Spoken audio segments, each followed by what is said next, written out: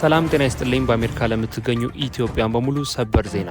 የአሜሪካ መንግስት ወይም የትራምፕ አስተዳደር በአሜሪካ ለምትገኙ ሰዎች አራት አዲስ ውሳኔዎችን አሳልፏል። ካሳለፉት አራቱ ውሳኔዎች ሁለቱ እጅግ አስደንጋጭ አዲስ ኤክስኪዩቲቭ ኦርደሮች ናቸው፣ ዶናልድ ትራምፕ የፈረማቸው። የቀሩት ሁለቱ ደግሞ በአሜሪካ ለምንገኝ ሰዎች እጅግ አስደሳችና ተስፋ የሚሰጡ ሰበር ውሳኔዎች ናቸው። The latest immigration news just dropped for the last 2 weeks. It includes, of course, the new adjustment and status memo, but how DHS walk it back. So is it in or is it out? ስለዚህ በአሜሪካ የምትገኙ ኢትዮጵያን በሙሉ ከአሜሪካ መንግስት የተላለፉት አራቱም ውሳኔዎች ይመለከታቸዋል። ሙሉ ቪዲዮውን መከታተላችሁን እርግጠኛ ሁኑ። ነገር ግን ከዛ በፊት እኔ ለማታውቁኝ ሰዎች ጆሲ ይባላለሁ። እንደዚህ አይነት ከዩኤስ ኢሚግሬሽን ጋር የተገናኙ ቪዲዮዎች ስለሆነ ማዘጋጀው በአሜሪካ በምንም አይነት ሁኔታ ውስጥ የምትገኙ ኢትዮጵያን ቻናሉን ሰብስክራይብ ማድረጋችሁን እንዳትረሱ። ቪዲዮንም ላይክ ያደረጋችሁ መጀመራችሁን እርግጠኛ ሁኑ። ወደ ጉዳያችን ንግባ።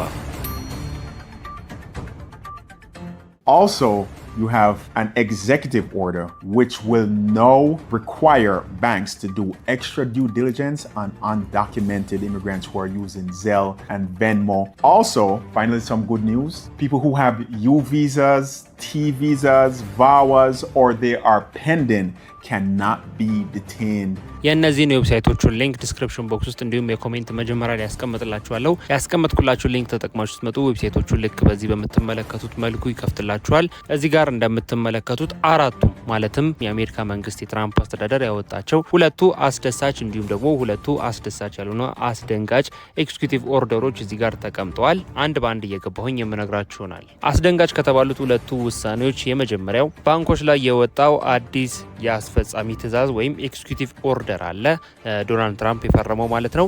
ታዲያ ይህ አዲሱ ኤክስኪዩቲቭ ኦርደር በመመሪያ ውስጥ ፕሬዝዳንቱ ባወጡት አዲስ ትዕዛዝ መሰረት ባንኮች ህጋዊ ሰነድ የሌላቸውን ማለትም አንዶክመንትድ የሆኑ ስደተኞችን ሰነድ አልባ የሆኑ ስደተኞችን የኢሚግሬሽን ሁኔታ በጥብቅ እንዲመረምሩ የሚያዝ አዲስ ኤክስኪዩቲቭ ኦርደር ነው። ታዲያ በተለይ በቲን ነምበር ወይም ደግሞ በግብር መለያ ቁጥር በምንለው በቲን ነምበር የሚጠቀሙትን እንዲሁም ደግሞ በጥሬ ገንዘብ ካሽ ብቻ የሚሰሩትን እንዲሁም ደግሞ እንደ ዜል እና ቪሞ ያሉ የገንዘብ ማስተላለፊያ መተግበሪያዎችን ወይም አፕሊኬሽኖችን የሚጠቀሙ ሰዎችን ባንኮች ማለትም በአሜሪካ የሚገኙ አጠቃላይ ባንኮች ማለት ነው በጥብቅ እንዲከታተሉ የሚያደርግ አዲስ ኤክስኪዩቲቭ ኦርደር ነው። ታዲያ ይህን አዲስ ህግ ሊያወጡ የቻሉበት ምክንያት አንዶክመንትድ የሆኑ ወይም ሰነድ አልባ የሆኑ ስደተኞችን ያላቸውን ገንዘብ ለመውሰድ ማለትም ወደ መንግስት ለመውረስ እንዲሁም ደግሞ ገንዘባቸውን ለመጠየቅ በሚመጡበት ጊዜ አንዶክመንትድ የሆኑ ስደተኞችን ትራክ ለማድረግ እንዲሁም ለመያዝ አስበው ነው ይህንን አዲስ ኤክስኪዩቲቭ ኦርደር ያወጡት።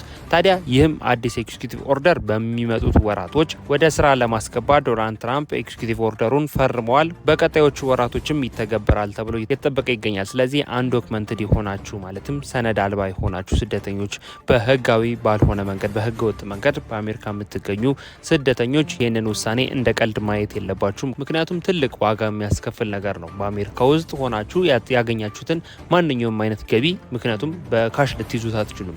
ምን ያህል ድረስ በካሽ ልትይዙት ትችላላችሁ? ስለዚህ ወደ ባንኮች በሆነ ሚንስ መሄዳችሁ አይቀርም። እንዲሁም ደግሞ ከቲን ነምበር ጋር የተገናኙ ነገሮች ላይም ስለሆነ ይህ አዲስ ኤክስኪዩቲቭ ኦርደር የሚያተኩረው ስለዚህ ጥንቃቄ ማድረግ ይኖርባቸዋል። ስለዚህ የመጀመሪያው አስደሳች ካልሆነው አዲስ ውሳኔ መካከል ይህንን ይመስላል። በሁለተኛ ደረጃ በአሜሪካ በየትኛውም ግዛት የምትገኙ ሰዎች ለምሳሌ በሳኒተሪ ሲቲ በሚባሉት በኒውዮርክ ሊሆን ይችላል፣ በዲሲ ሊሆን ይችላል፣ እንዲሁም አጠቃላይ እንደነገርኳችሁ በሳኒተሪ ሲቲ በሚባሉት ስደተኞች አሉበት በሚባሉ ሲቲዎች ውስጥ የምትገኙ ሰዎች አንዶክመንትድ ሆናችሁ ወይም ዶክመንት አልባ ሆናችሁ የምትገኙ ሰዎች በቀጣዮቹ ሳምንታት የአይሲ ኤጀንቶች ማለትም ዲፓርትመንት ኦፍ ሆምላንድ ሴኩሪቲ የአይሲ ኤጀንቶችን ወይም ፖሊሶችን ማለት ነው ወደ እነዚህ ሲቲዎች ለማስገባት እንቅስቃሴውን ጨርሷል። በቀጣዮቹ ሳምንታትም ስደተኞችን ማለትም አንዶክመንትድ የሆኑ ስደተኞችን ከእንደዚህ አይነት ሲቲዎች ከሳኒተሪ ከተባሉ ሲቲዎች ላይ የማጽዳት ዘመቻ እንጀምራለን እያሉ ይገኛሉ። ስለዚህ በእነዚህ አይነት በሳኒተሪ ሲቲ በሚባሉ ከተሞች ላይ የምትገኙ አንዶክመንትድ የሆናችሁ ወይም ዶክመንት አልባ የሆናችሁ ስደተኞች ጥንቃቄ እንድታረጉ ማለት እፈልጋለሁ። ምክንያቱም በቀጣዮቹ ሳምንታት እርምጃ ስለሚወስዱ ማለት ነው።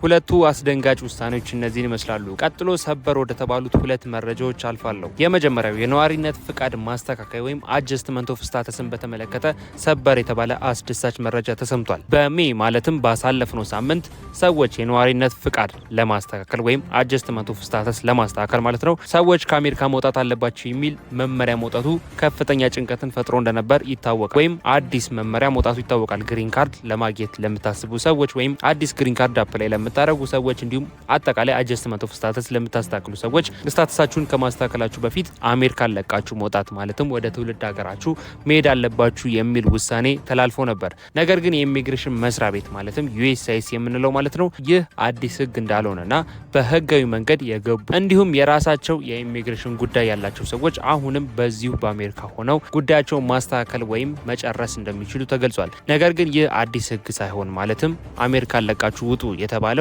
አሁን የወጣ ህግ ሳይሆን ከዚህ በፊትም የነበረና አንዶክመንትድ ለሆኑ ስደተኞች ወይም ሰነድ አልባ ለሆኑ ህገወጥ ለሆኑ ህጋዊ ላልሆኑ ስደተኞች የሚተገበር ህግ ነው ሲል ገልጿል። ስለዚህ USCIS እንደተናገረው በህጋዊ መንገድ ወደ አሜሪካ የገባችሁና አጀስትመንት ኦፍ ስታተስ ወይም ስታተሳችሁን አጀስት እያደረጋችሁ ያላችሁ ሰዎች ምንም ስጋት እንዳይገባችሁ አሜሪካ ላይ ሆናችሁ ስታተሳችሁን ማስተካከል እንዲሁም ግሪን ካርድም አዲስ መጠየቅም እንዲሁም አጠቃላይ ያላችሁን ስታተስ አጀስት ማድረግ ወይም ማስተካከል ትችላላችሁ ሲል ገልጿል። ስለዚህ የመጀመሪያው እጅግ በጣም አስደሳች ሆነ ለብዙዎቻችሁ ጭንቀት የነበረውን ነገር ያቀለለ ምላሽ እንደሆነ እርግጠኛ ነኝ። ስለዚህ የመጀመሪያው ይህን ይመስላል። ሁለተኛው ለሰብአዊ ቪዛ አመልካች የተሰጠ እገዳ ማለትም ከፌዴራል ፍርድ ቤት የተላለፈ አዲስ ውሳኔ አለ። እጅግ በጣም መልካም ዜና ነው። አንድ የፌዴራል ዳኛ ባስተላለፉት ውሳኔ መሰረት የሰብአዊ መብት ቪዛ ጉዳያቸው በሂደት ላይ ያሉ ማለትም በፔንዲንግ ሁኔታ ላይ ያሉ ሰዎች በአይሲ ማለትም የኢሚግሬሽን ቁጥጥር በሚሰሩ ፖሊሶች ባለስልጣናት ማለት ነው ሊታሰሩ ወይም ከሀገር ሊባረሩ ዲፖርት ሊደረጉ እንዳይችል የሚል አዲስ ውሳኔ አስተላልፏል የፌዴራል ፍርድ ቤቱ። ታዲያ የሰብአዊ ቪዛ አመልካቾች ሲባል እነማን ናቸው የሚሉትን እንመልከት። የመጀመሪያው በዩ ቪዛ አማራጭ ውስጥ ያላችሁ ሰዎችን እንዲሁም ደግሞ በቲ ቪዛ አማራጭ ውስጥ ያላችሁን እንዲሁም ደግሞ VAWA በሚባለው አማራጭ ውስጥ የምትገኙ ሰዎች የሰብአዊ መብት አመልካች ተብላችሁ ስለምትቆጠሩ ከሀገር መባረር የለባችሁም እንዲሁም ከሀገር እንዳይባረሩ ሲል የፌዴራል ፍርድ ቤቱ እጅግ በጣም መልካም የተባለ ውሳኔ አስተላልፏል። ስለዚህ የዛሬ መረጃ ይህን ይመስል ነበር።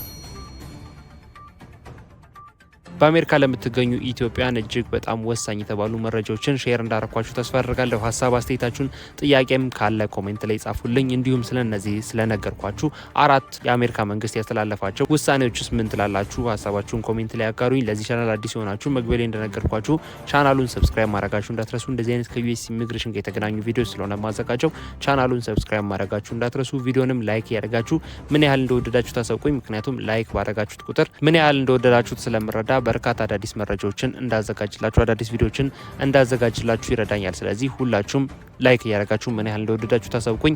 በቀጣይ በሌላ ቪዲዮ እንገናኛለን። መልካም ጊዜ